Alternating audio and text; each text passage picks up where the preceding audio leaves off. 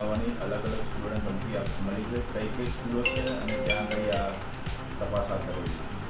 આજરોજ વડોદરા ગ્રામ્ય જિલ્લા પોલીસને સવારના સમયે અલગ સ્કૂલો જે જિલ્લાની છે, ટોટલ 7 જેટલી સ્કૂલોમાં બોમ્બ થ્રેટની જે થ્રેટ મળ્યો હતો.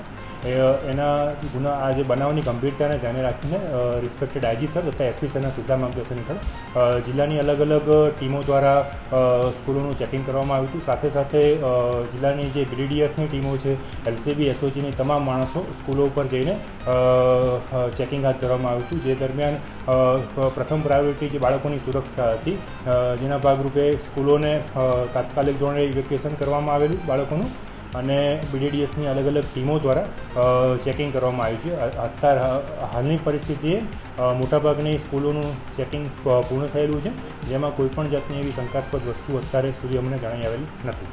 શું મોટિવ હોઈ શકે? ક્યાંથી પકડાયું? મોટિવ શું હોઈ શકે? આ સ્કૂલો પર મેલ આવ્યો હતો, જેમાં ખાલિસ્તાનનો ઉલ્લેખ કરીને સ્કૂલોના કેમ્પસમાં કે જે સ્કૂલોની બસીસ છે એમાં બોમ્બ પ્લાન્ટ કરે એનો મેસેજ હતો. મેલ આવ્યો છે જેનું પેટર્ન ચેન્જ છે?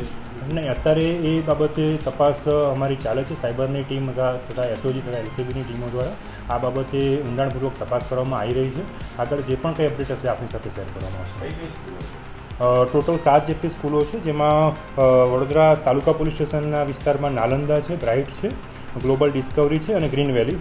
આ ઉપરાંત વાઘોડિયાની GPS સ્કૂલ છે અને ડભોઈની 2 સ્કૂલ છે, એવલોન અને મહાદિવ્ય સ્કૂલ. આ 7 સ્કૂલોમાં આ રીતના મેલ આવેલા છે. અન્ય કોઈ એજન્સીનો આપણે કોન્ટેક્ટ કર્યું છે? જી, અત્યારે જિલ્લાની અલગ ટીમો કામ કરી રહી છે. આ ઉપરાંત રાજ્ય લેવલે પણ આનું મોનિટરિંગ સીધું થઈ રહ્યું છે, તો એના સાથે જિલ્લાની ટીમો સંકલનમાં રહીને કામ કરી રહી છે. Thanks a lot. Thank you.